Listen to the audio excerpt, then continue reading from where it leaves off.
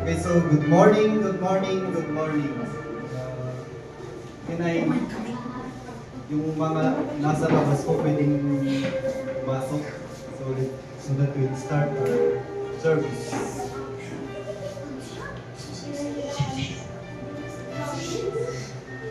Pakibati ang katabi ng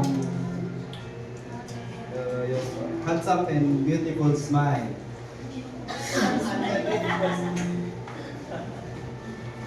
So, today is a day of celebration, not only to celebrate Independence Day, but to remember the freedom we had in the hand of the Japanese regime through the sacrifices of what we call heroes, and also to celebrate the most important thing, the freedom we had through Christ Jesus, our true hero, not only the Philippines, but the whole world as well.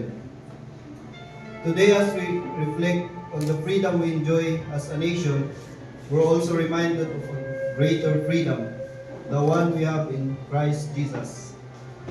It says in Galatians 5, verse 1, "It is for freedom that Christ has set us free. Stand firm, then, and do not let yourself be burdened again by a yoke of slavery." What a beautiful reminder. While we are thankful for our country's freedom, we are even more grateful for the spiritual freedom we have through Jesus. Freedom from sin, shame, fear, and condemnation. So indeed, we are freed from the slavery, so we must live the freedom we receive for God's sake. So today, let's give thanks for our country, for our faith, and for God to hold it all together. Let's pray that our nation will continue to walk in truth, justice, and peace, and that we as believers will shine as light in our community. So, pwede po ba tayong tumayo for the bayang lupang hinirang? Mga kababayan, ang pagdansang awit ng Pilipinas.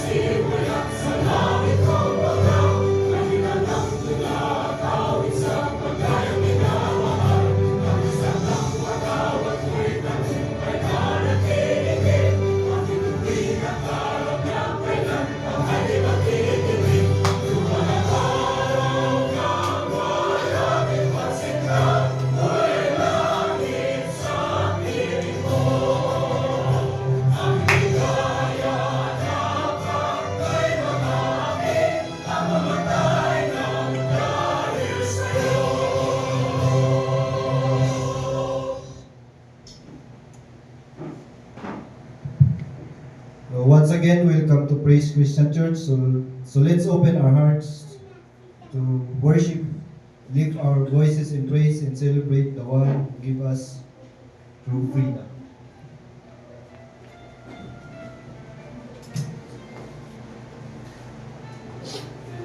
Since April, we started learning the seventh shedding of the blood of Jesus. So ngayon, magkuquiz tayo. Number 1, ano yung unang shedding of the blood of Jesus? Hindi nyo pa rin alam. Okay. The blood that was shed from His bro, and that is faithfulness. Gusto kong maintindihan natin na Jesus is ever faithful sa'yo, sa ating lahat. Ano man ang mangyari, Jesus is faithful. So, look at your neighbor and tell her, you can be faithful. You can be faithful. It's by the seventh shedding of the blood of Jesus, yung una, we can be faithful in serving the Lord. We can be committed. We can be unstoppable. we can be unshakable. So as we recap and recall the 7th shedding of the blood of Jesus, yun ang ipagpipray natin mamaya. I-apply natin sa buhay natin. Jesus is faithful, ever faithful. Tayo din, kaya nating maging tapat. Ano man ang mangyari, ano mang bagyong darating, kaya nating maging tapat na maglingkod sa Kanya. And then number 2, the blood that was shed from His body. Ibig sabihin, that is redemption. Hindi natin kayang bayaran yung utang natin, yung kasalanan natin. But by the blood that was shed on Jesus' body, we are redeemed. Look at your neighbor at tingnan mo siya na malaya, masaya, because you are redeemed. As if yung napawalang sala ka, kapatid, by the blood of Jesus. And then next is the blood that was shed from Jesus' head, from the crown of thorn. Anong ibig sabihin nun?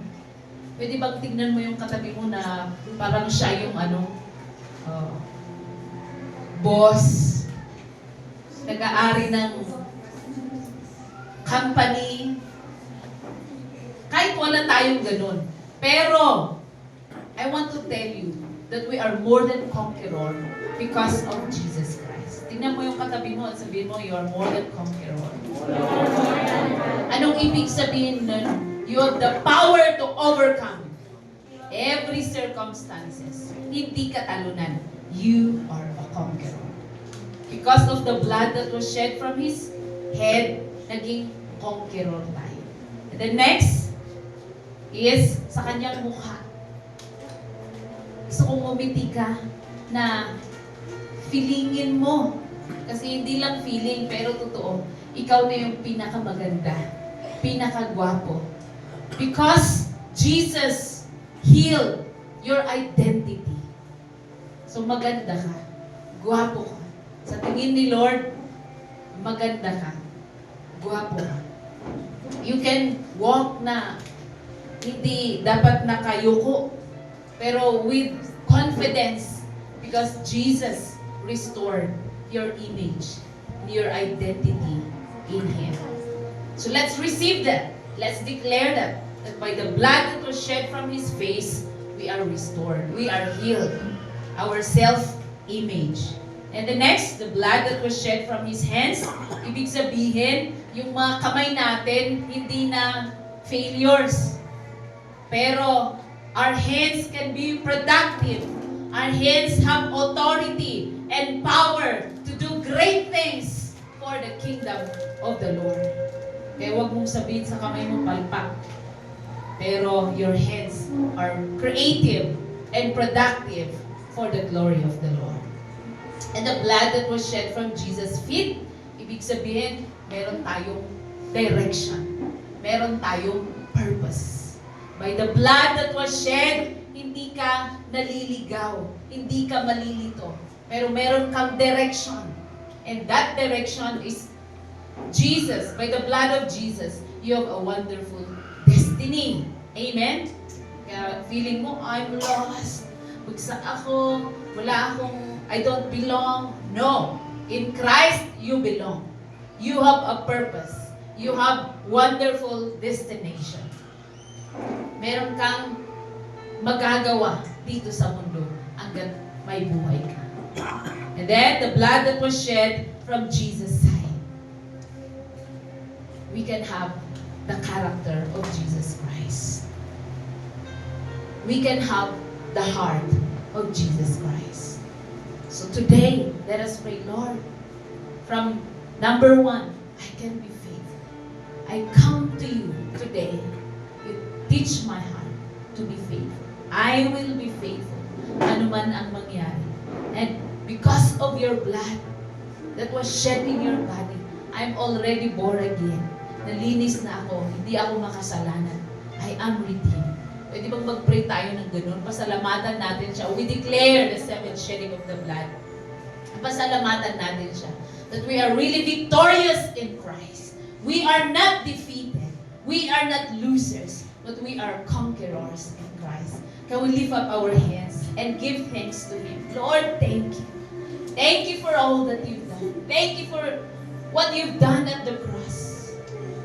The 7th shedding of your blood. You've been so faithful. Kahit na hindi kami tapat.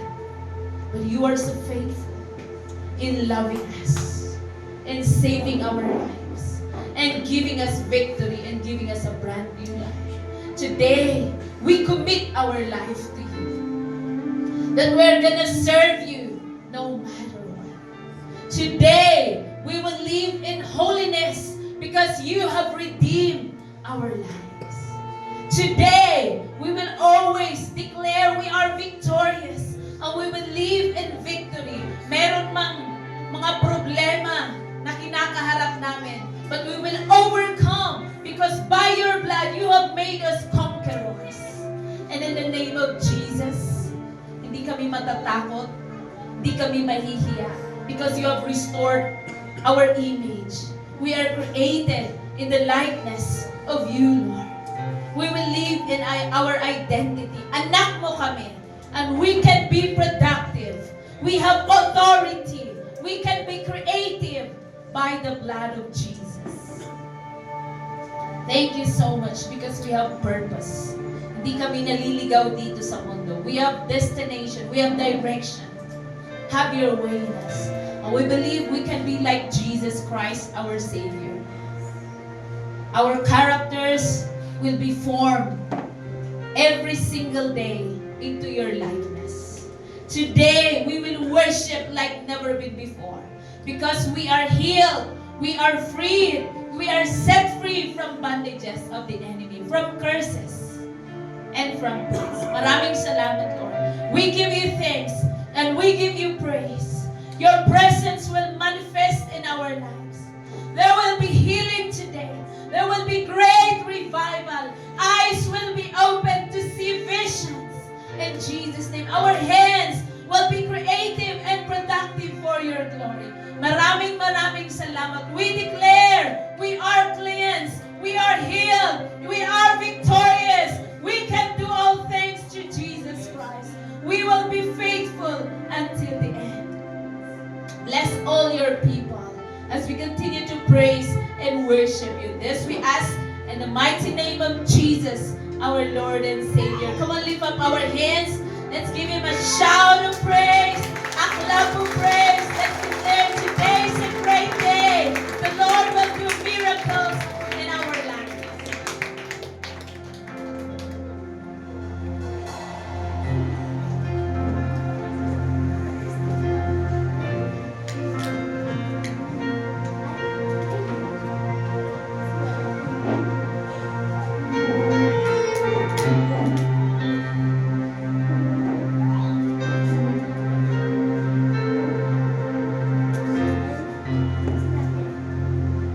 You are not a God created by human hands. You are not a God dependent on any mortal man. You are not a God in need of anything we can give by your plan. It's just the way it is. One more time. You are not a God created by human hands. You are not a God dependent on any mortal man. You are not a God in need of anything we can give by your plan. That's just the way it is. You are God alone, from before time began.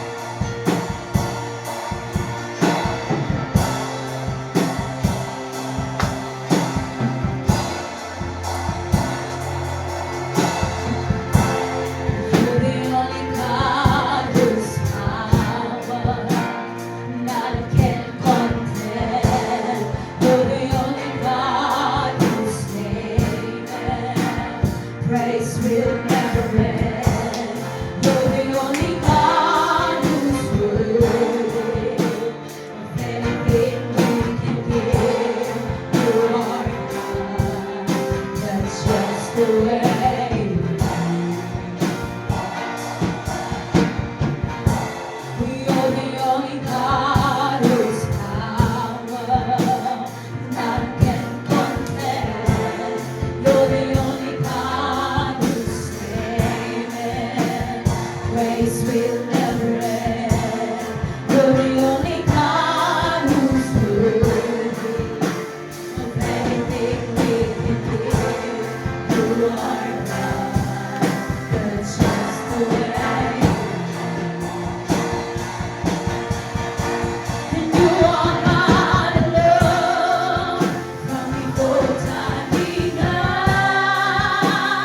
You were on your throne. You are God alone. Right now, in the good times and bad, you are on your throne. You are God alone.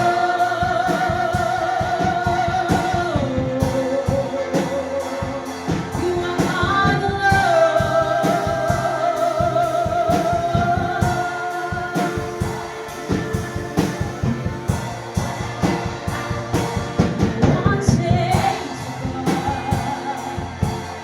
Unshakable, unstoppable, that's what you are. You're unchangeable, you're unshakable, you're unstoppable, that's what you are. You are God alone from before time began. You were on your throne. You are God alone. Right now, in the good times and bad, you are on your throne. You are God alone.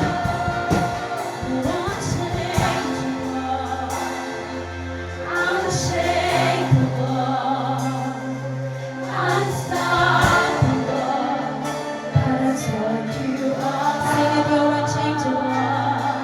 You're unchangeable, unshakable, unstoppable, that's what you are. You're unchangeable. You're unshakable. You're unstoppable. That's what you are. You're unchangeable. That's how you are. Unshakable. He's unstoppable. Unstoppable. That's what you are. You're unchangeable. You're unshakable. You're unstoppable. That's what you are. You're unchangeable. You're unshakable. You're unstoppable. That's what you are. You are God alone. From before time began, you are on your throne. You are God alone.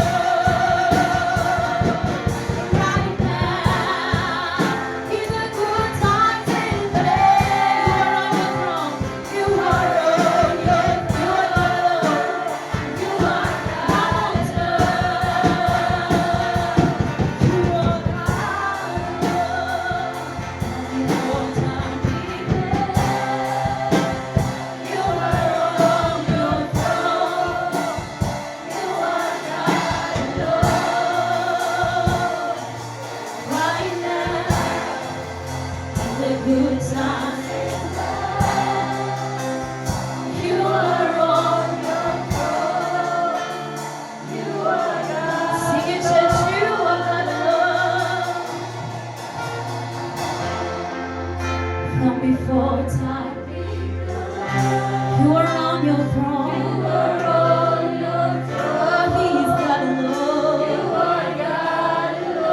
Oh, right now, the good times in bad, He is on His throne.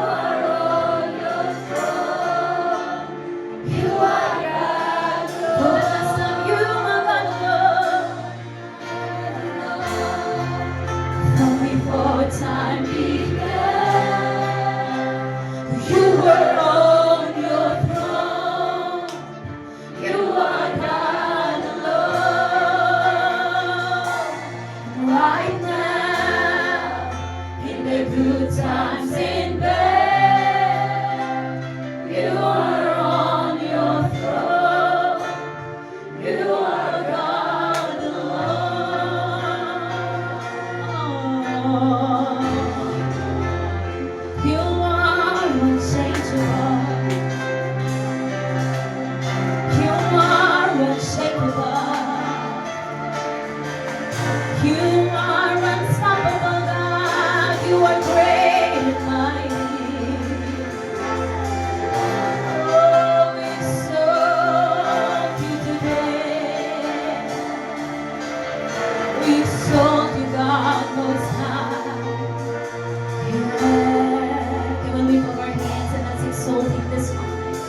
Hallelujah.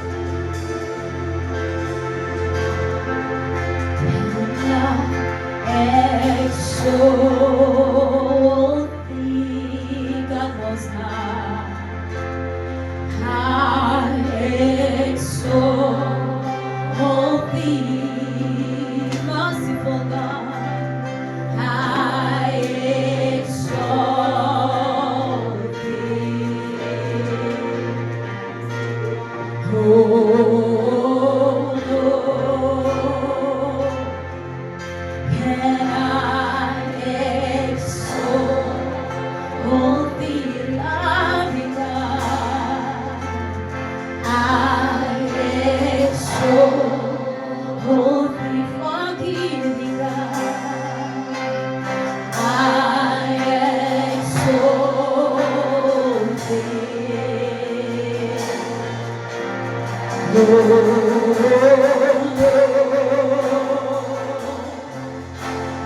I exalt thee, awesome God? I exalt thee, adorable God. I exalt thee. Oh Lord, when I exalt thee with all my heart, I exalt thee with all my soul.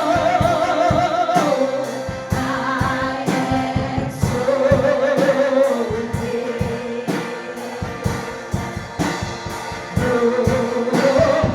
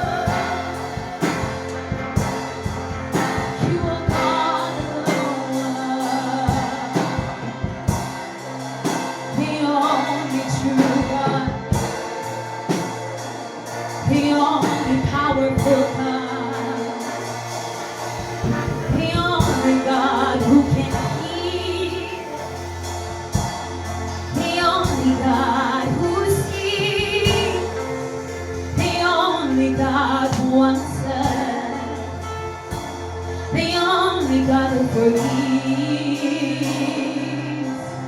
That's who you are, God. And right now you never change. You stay unchangeable, unshakable, unstoppable, God. Oh, we worship you.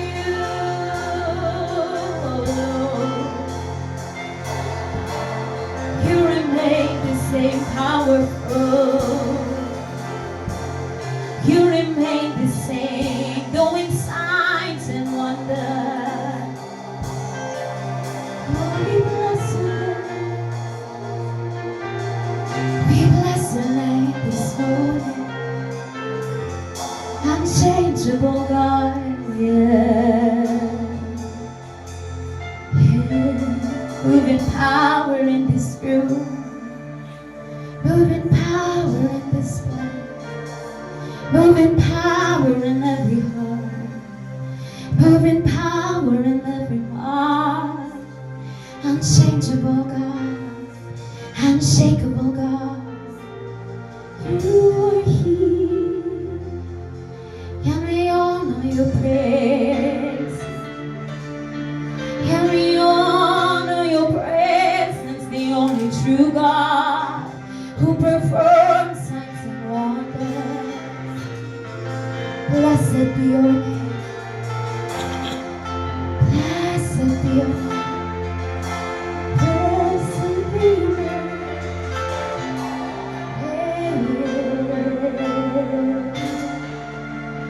Oh, can I sing it? Our God is unchangeable. He is unshakable. He is unstoppable. Until today, He is the one who say, I am. And that I am is a capital I am. The source of everything, not the resources. The greatest doctor, healer, solver of all kinds of problems. He remained unchanged. He stay unshakable. He stay unstoppable. You're unchangeable. You're unshakable. You're unstoppable. That's what you are. You're unchangeable. You're unshakable. You're unstoppable. That's what you are. You're unchangeable. Yes, you are. You're unshakable. You're unstoppable. That's what you are. He is unchangeable. You're unchangeable. You're unshakable. You're unstoppable. That's what. One more time. You're unchangeable.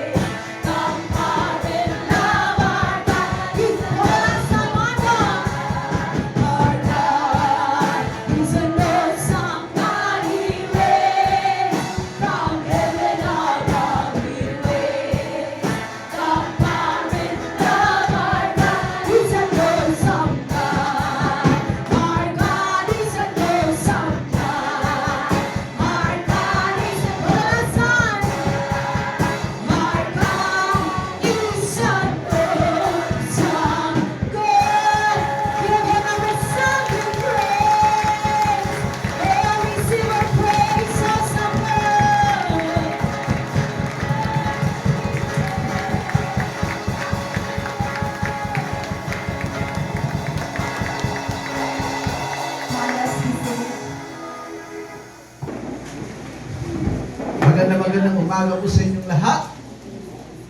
Praise God because we are worshiping a God, a victorious God, a God who does not abandon us, who does not forsake us, but He is a God. He is the God, a powerful God who has set us free. So this morning I want you to receive your freedom. Okay? By the blood of Jesus, by what Jesus has done for us, He has set us free. He has redeemed us. He has justified us. And patuloy niya tayong binabago. Patuloy niya tayong pinapalakas. Okay? Because He is coming back. Amen? Naniniwala ba kayo that Jesus is coming back? So He is coming back and He desires that each one of us, mahanapan niya tayo, makita niya tayo that we are strong, we are courageous, we are overcoming. Kahit po marami na pong nangyayari sa panahon natin, sa paligid natin na mga hindi naiintindihan. But you know, Jesus has set you free and Jesus can make you an overcomer. Amen? So sabihin mo sa katabi mo, you are overcomer. You are victorious. Sabihin mo sa sarili mo, I am victorious. I am victorious. I can do all things. I can do all things. I am free. I am free. I am blessed. I am blessed. I am the light. I am the light. I am the soul. I am the soul. Amen. Ngayong umaga, I want us to read dito sa Matthew chapter 25, verse 1 to 13. Matthew 25, verse 1 to 13. This is the parable of the 10 virgins. Okay, gusto kong basahin natin yun ng malakas, sabay-sabay. Okay, pwede ba kayo sa NIV tayo? Meron ba tayong NIV dyan? Matthew 25, verse 1 to 13. 1 to 3, go! At that time, the kingdom of heaven will be like 10 virgins who took their lamps and went out to meet the bridegroom. 5 of them were foolish and 5 were wise. The foolish ones took their lamps but did not take any oil with them. The wise, however, took oil in jars along with their lamps. The bridegroom was a long time in coming, and they all became drowsy and fell asleep. At midnight, the bride cried out, "Here's the bridegroom, come out to meet him." Then all the virgins woke up and trimmed their lamps.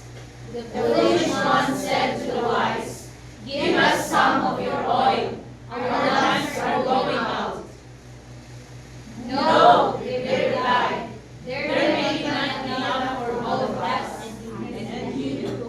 Instead, go to those who sell oil and buy some for yourselves." But while they were on their way to buy oil, the bridegroom arrived. The virgins who were ready went in with him to the wedding banquet, and the door was shut. Later, the others also came. "Sir, sir," they said, "open the door for us." But he replied, "I tell you the truth, I don't know you. Therefore, keep watch, because you do not know the day or the hour." Amen. Pwede ba basahin natin yung last verse na malakas? 1 to 3, go! Therefore, keep watch, because you do not know the day or the hour. Amen. Okay, I want us to keep watch. Always. So, yung title po natin ngayong umaga, Always Ready and Alert. Always Ready and Alert.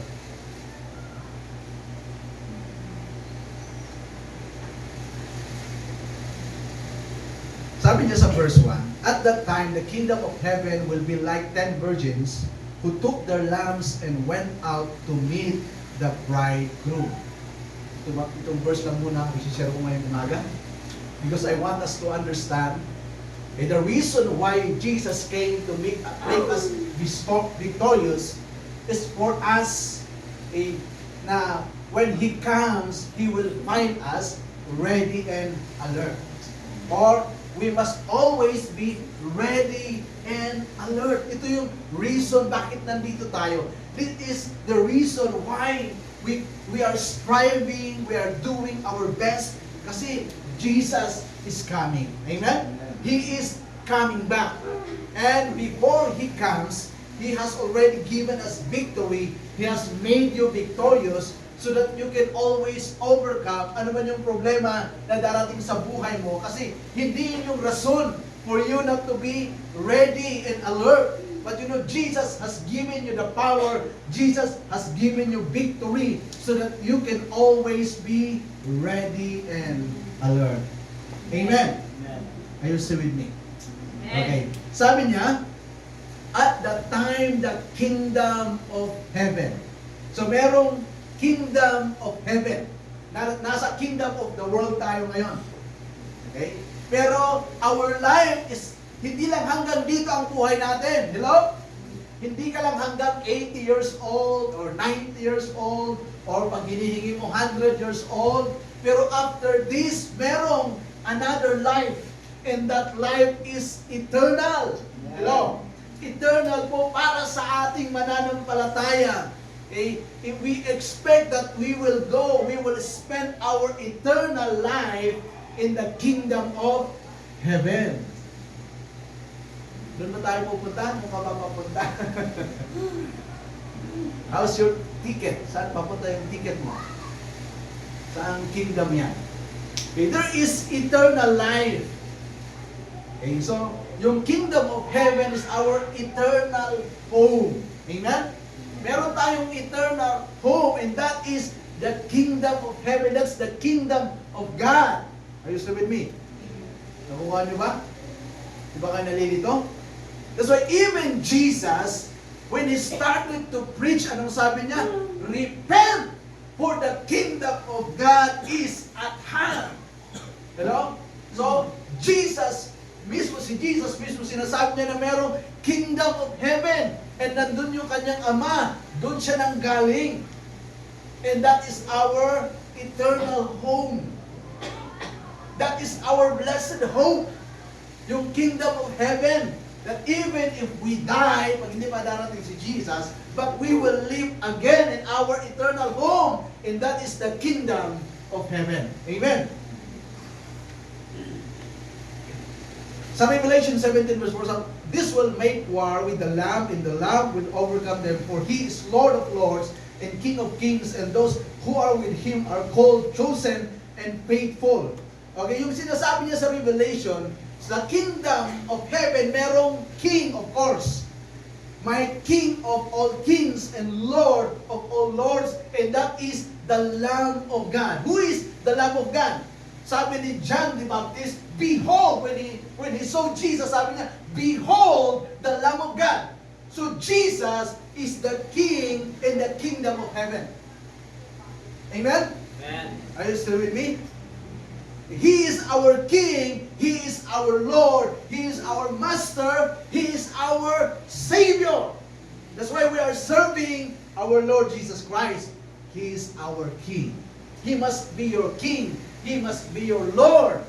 You must submit to Him. Hello? Amen. Don't just believe, but you have to follow, to submit and obey. Because the Bible says, even the devil, the demons, they believe Jesus is the Lord. Jesus is God. So anong pagkakaiba natin with the evil spirit? Anong pagkakaiba natin? They believe, you believe, right? What's the difference? They don't submit. They don't follow Christ. So dapat yun ang pagkakaiba natin. So that we can be in that kingdom, if we believe our King, we submit to Him, we obey to Him, dapat yun yung ginagawa natin. Amen? Why? Because in that place, sabi niya, Revelation 21 verse 4, and God will wipe away every tear from your eyes. There shall be no more death, nor sorrow, nor crying. There shall be no more pain, for the former things have passed away. Yun po yung kingdom of heaven. It is a perfect place. In this Yes. world, people are shouting, people are begging, peace, peace, peace. We want peace, we want peace, we want joy, we want love. But the world is getting worse.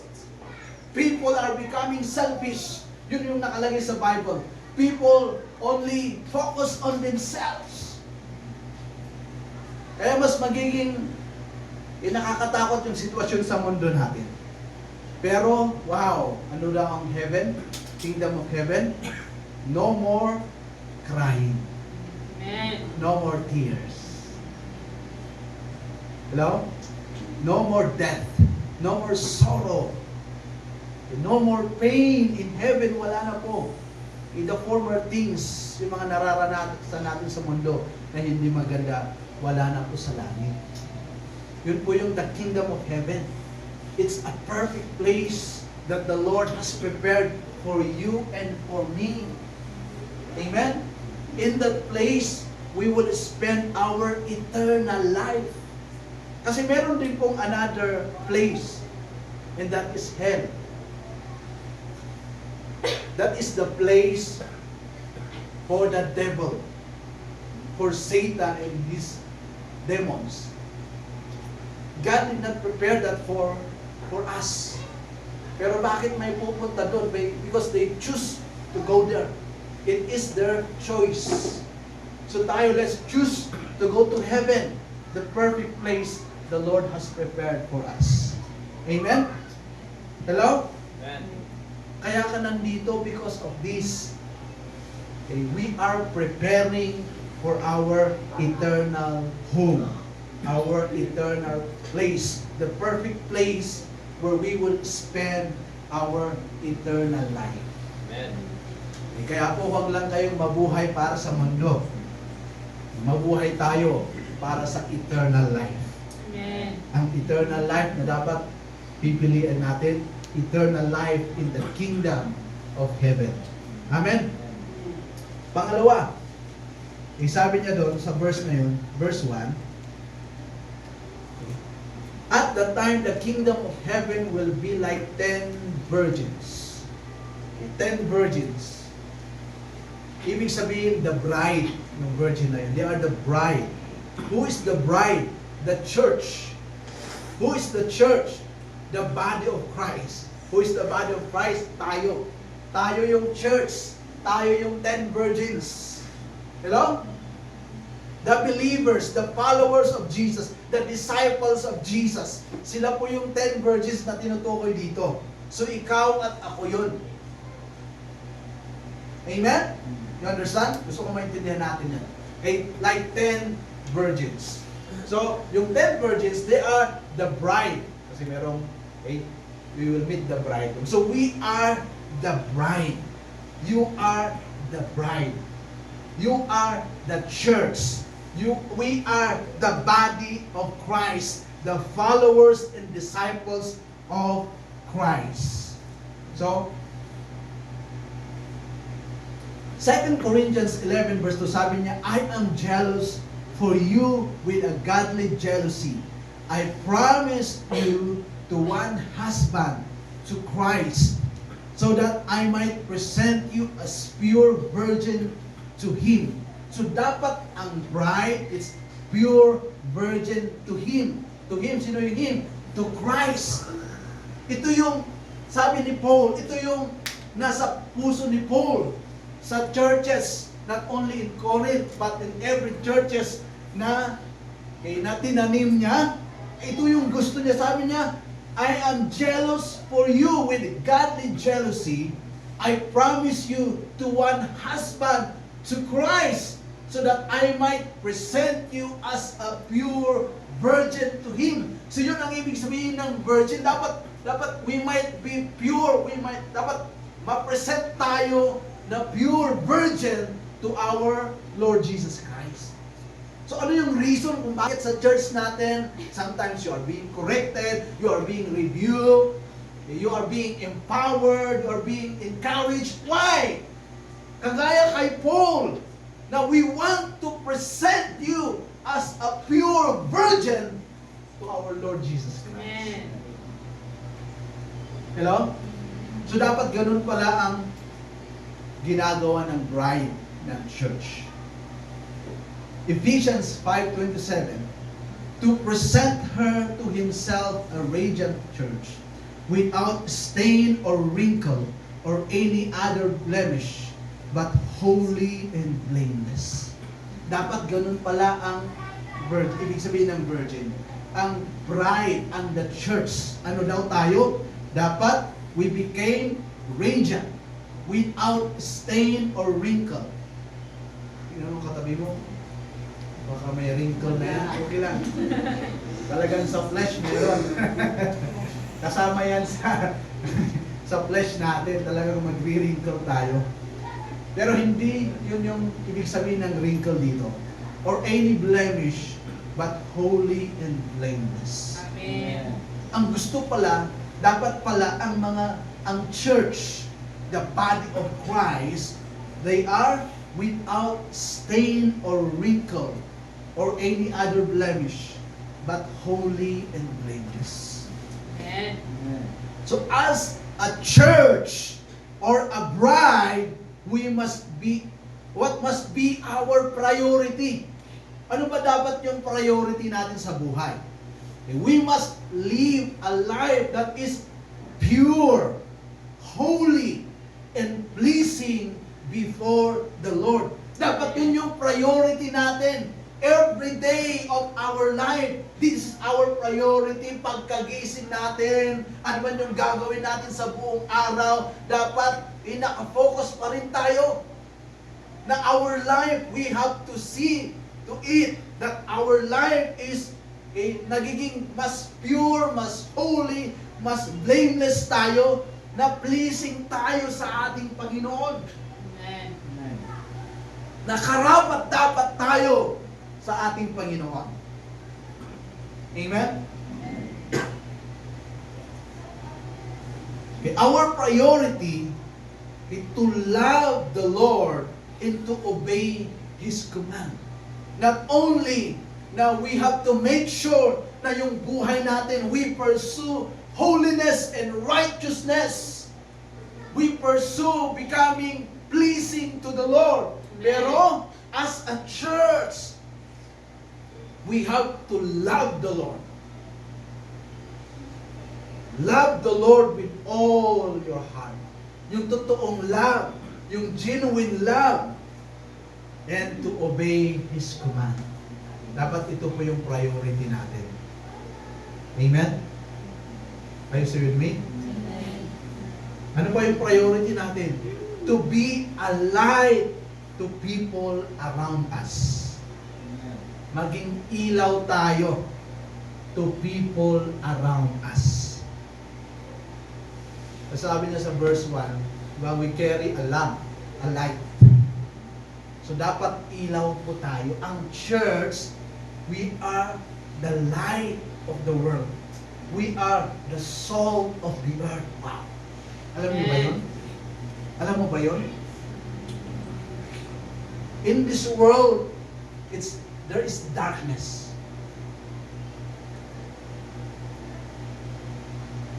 People who don't know God, they are living in darkness. Kaya, everything that they do, hindi nila alam. Basta ginagawa lang nila kasi yun yung nakikita nila. Pero sabi niya, you are a church. You are the light. Kaya dapat sa'yo nakikita paano ba mabuhay. Nagiging model tayo, nagiging example tayo. You know? Amen. Are you still with me? Amen. Why we are the church. Yun yung priority natin. Do not conform to the pattern of this world, sabi ng salita ng Panginoon. Yun yung ginagawa nila. Pero ikaw, iba ka. You are the church. Dapat ang church, pure and holy, righteous. No matter what, we live a righteous life. We are the light. We are the model. Amen? Kasi if we are living a righteous life, we are modeling the right modeling, then ibig sabihin we are always ready and alert. Ano man ang oras na kukunin ka ng kamatayan, you are always ready. You will not regret. Why? Because you are living a life that is pleasing to the Lord, and you become a model to other people. Amen? Amen. So yun po yung mga virgin. Virgin, ibig sabihin dapat we are living blameless life, pure life, pleasing to the Lord. Kaya sabi ng Panginoon, be holy because I am holy. Hello? Hindi po yung request, it's a command. Yung mga nag-aaral, you understand kung ano ang command and request. Yung request, pwede mo hindi gawin. Pero ang command, wala kang karapatang hindi gawin. Kailangan mong gawin yon. And God has commanded us to be holy because He is holy. Amen? Are you still with me? Yes. Yun po ang ibig sabihin ng virgin. Okay? We live a blameless and holy life, pleasing to the Lord. We become a light to people around us. Okay. Sunod sa verse na binasa natin, merong sabi niya, to meet the bridegroom. Okay? The groom, 2 Corinthians 11 verse 2, sabi niya, I am jealous for you with a godly jealousy. I promise you to one husband to Christ. Yung groom natin ay si Jesus Christ. Hello? He is our groom. Jesus is the groom or the husband. And the bride will meet Him. Yung kasal po natin ngayon ay iba. Lalaki po ang naghihintay. Dito po, babae ang naghihintay. Yung bride ang papunta. Tama? Yung bride ang nakasakay sa magandang kotse. Yung groom ang nakasakay. Pero sa atin, iba, di ba? Baliktad tayo eh. Parang pag ako ang magkakasal, babaliktad ko yata. Para hindi mapagod yung babae, siya na lang yung nakaupo, no? Hihintay niya yung groom. So, ganoon po yung sitwasyon dito. Okay? So, and sabi niya, the groom is coming for his bride. Amen. Hello? Amen. Jesus is coming back for you. Amen. But not to die on the cross. Jesus is coming back to take those who are pure, who live a holy life, who pursue righteousness, holiness, and those who are faithful, obedient to Him. Kaya po pagbabasahin natin, yung 5, they are denied.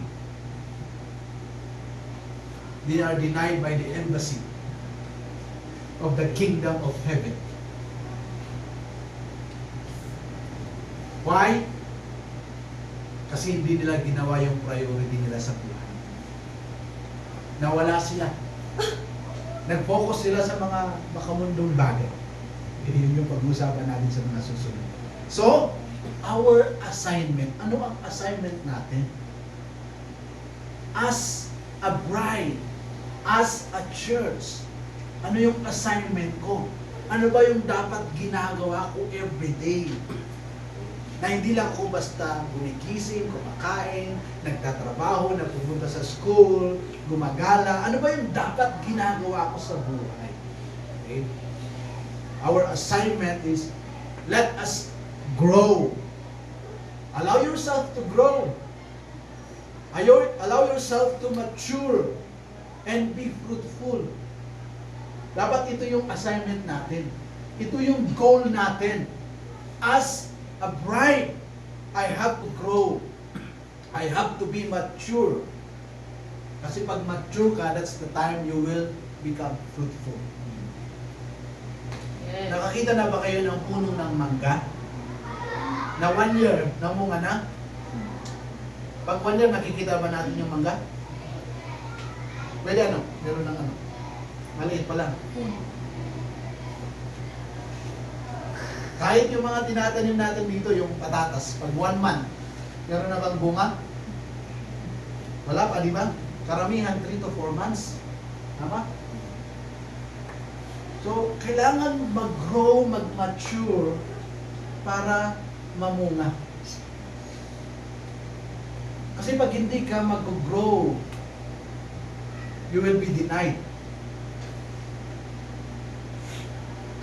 Kasi pag hindi ka nag-grow, ikaw yung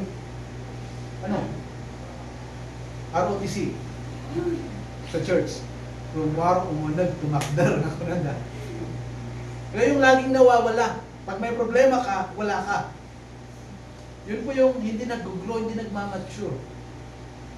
Hindi po sila nagiging asset of the kingdom of heaven. That's why, come on, everybody, you grow. Maging mature ka. Maging fruitful ka. Ano pa ang assignment natin? We must work out to present ourselves. Ibig sabihin, pag work out, mayroon kang sariling effort. Meron kang effort na kailangan gawin. Personally, you have to work out to present yourself holy and pleasing to the Lord. Hello? I-work out natin yun. Itrabaho natin yun. Galingan natin in living a life that is holy and pleasing to the Lord. Hello? Are you still with me? Buhay pa ba kayo? Amen. Hindi po mahirap mag-Kristiyano. Mag-abide lang tayo sa gusto ng Panginoon. Madali pong mag-Kristiyano. Huwag mong ipagsapilitan yung gusto mo. Mas mahirap mag-Kristiyano pag gano'n. Pero we can really live a holy life pag mag-abide tayo sa ano yung gusto ng Panginoon. Hindi mahirap maglaro ng basketball if you abide doon sa rule, if you know the rule. Hindi po mahirap maglaro. Madali po. Kahit anong sports, pag alam natin yung mga rule, yun po yung number 1 na kailangan malaman mo, din hindi ka mahihirapan sa paglalaro. So, ganun din po. Ang assignment natin, work out to present yourself holy and pleasing before the Lord. Amen? In this world, the enemy is doing also his own best para linlangin ang mga Kristiyano na okay lang. Okay lang. Okay lang na pumunta ka sa church. Okay lang. Okay lang. Yun yung that's the pandemic inside the church. Yun yung leprosy inside the church. But you know, Jesus came so that you will be healed from that leprosy, from that pandemic. Okay? Come on, church. Work out to present yourself holy and pleasing before the Lord. Ano ba ang assignment natin? Let us engage and be faithful in winning souls and making disciples. Why? Because this is the will of God for you and for me. Amen? Ito yung will ni Lord. Mag-engage tayo sa will ni Lord, sa gusto ng Diyos natin. He wants all men to be saved. Amen. Kaya hindi ka dinesign ni Lord, hindi ka niligtas ni Lord na nandito lang, taga-upo lang sa church. Kaya sabi ko kanina, you grow, you mature, para mamunga ka, para mag-engage ka sa will ng Panginoon mo, sa gusto ng Diyos natin. Ano yung will niya? He wants all men to be saved. Kaya hindi niya gusto na tahimik ka lang. na secret agent ka ng Kingdom of Heaven. Hello? Gusto niya, pinapakita mo na Kristiyano ka. That's why you are the light. You are the salt of the earth. Amen? Come on, let us engage and be faithful in winning souls, in making Yes. disciples. Because this is the will of God for you and for me. Amen? That's why you start and allow yourself to grow. Mag-mature ka para makaya mo yun. Magawa natin yun. Because baby cannot care. A baby. Diba pag kumukuha tayo ng yaya, hindi baby. Yung mga mature na. Tama? Yes. Pwedeng baby at saka baby naglalaro lang. But they cannot care for each other. Sometimes they fight. Tama? Ganun sila. Kaya gusto ni Lord mag-grow ka, mag-mature ka. Amen. So that you can engage in winning souls and making disciples. Amen. Yun po yung ginawa ng mga early believers. Yun po yung sabi ni Jesus sa kanila. Before He ascended to heaven, sabi na, therefore go and make disciples of all nations. Wala kang takas. Saan ka man pumunta. Sabi ni Jesus, go and make disciples of all nations. Hindi mo sasabihin, Pastor, pupunta kasi ako, ijay ilimi, iso nga, ijayak lang, taga-attend lang ako ng church. No! Sabi ni Lord, in all nations. Pastor, pupunta ako sa Europe. Kasama dun sa all nations. Wala tayong takas. Wala tayong excuse. Kasi sabi ng Panginoon, go and make disciples of all nations. Amen?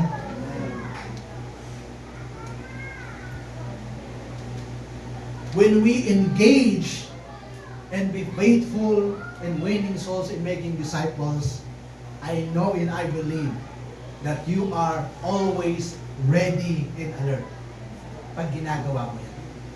You know? That you are always ready and alert if you are engaging yourself in winning souls and making disciples. I pray na lahat tayo as a church, we will always be ready and alert. Sometimes I try to ng mga news, and one, I don't know if that is a restaurant or fast food, a house in America. It's robotic. Wala ng tao. Yung lahat ng mag-prepare ng burger, robots lahat. Computerized. That's the world. Dating panahon, pag wala kang alam na trabaho, mamamatay ka sa buto. Hello? Kasi puro robot na. Mas mabuti ang mga robot, madaling makuman kaysa tao. Less, ano sila? Kaya pagbutihan natin ang pag-serve kay Lord. Let's serve the Lord well. Then, you will be ready and alert. Whatever happens, you will meet your King and your Lord. Amen?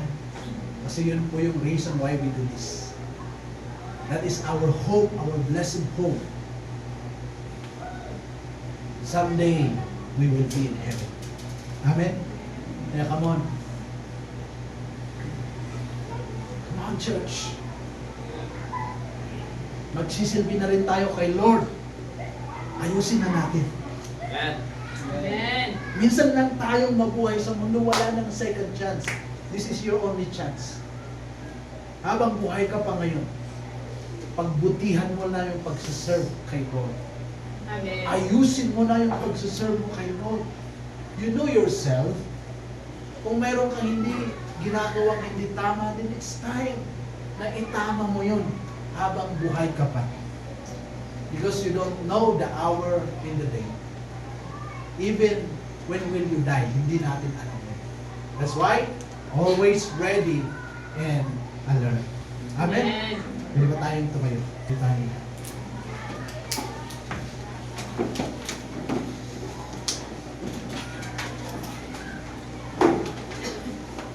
I believe with all my heart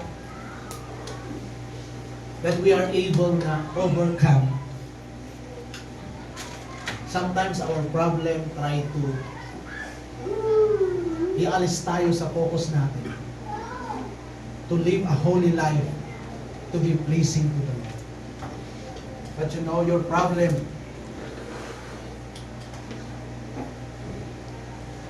that problem is there, that circumstances is there to make you more stronger in the Lord. I want you to believe and understand that in Christ you can overcome. That in Christ it is not possible to live a holy life in this world na kahit yung mga hindi na tama, ginagawa nilang tama. No. We can live a holy life. We can be righteous Yes. in the eyes of the Lord every day of our life. Yun po yung priority natin. To be holy and blameless and pleasing before the Lord. So I want you to assess yourself. I-check mo yung sarili. Am I holy? Am I blameless? Am I righteous before the Lord? Am I pleasing before the Lord? You assess yourself. You check yourself. If not, then now is the time. Now is the moment, a perfect time na lumapit ka sa Panginoon. Sabihin mo sa Kanya, Lord, I'm sorry. I am not pleasing to you. May mga bagay pa rin na I compromise. May mga bagay pa rin na I decide by my own self. And I don't consult you.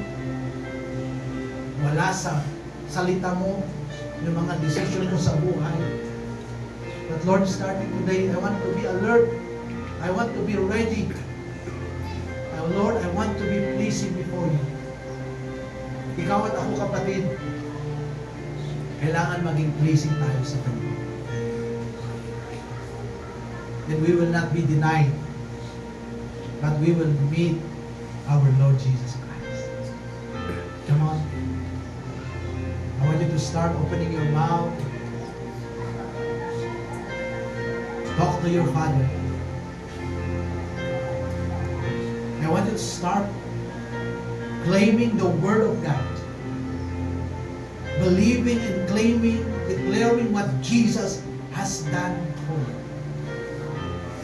Your situation is not the reason for you not to live a holy life, not to be pleasing before the Lord, not to be faithful before the Lord.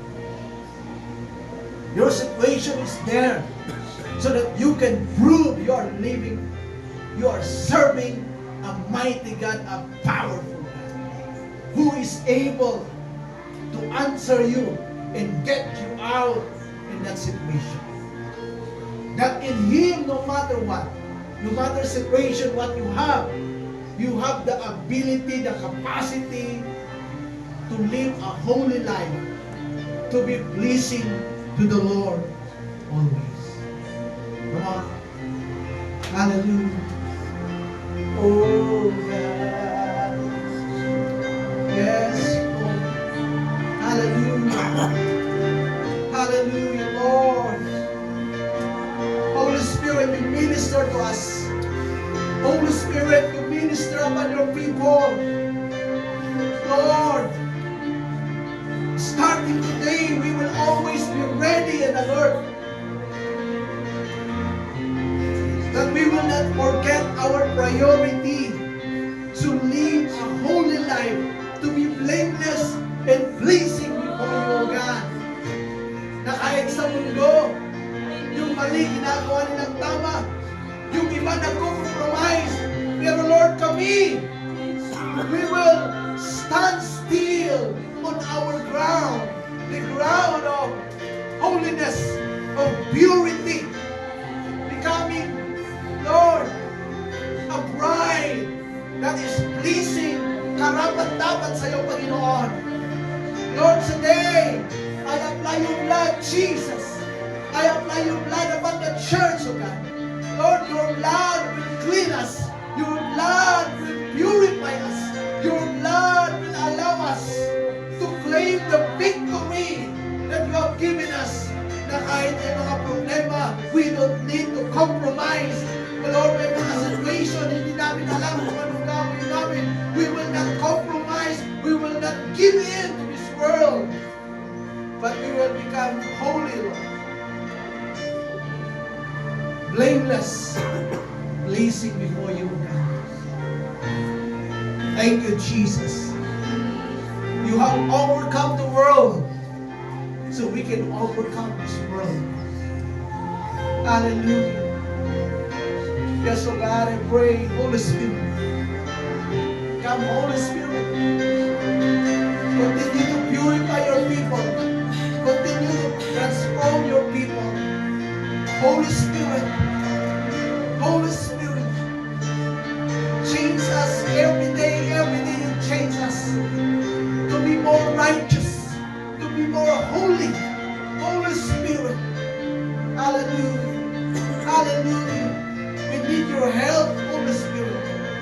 Every decision na gagawin namin, every words na lalabas sa bibig namin, every thoughts in our mind, every imagination, every action, Lord, help us that it is holy, Lord.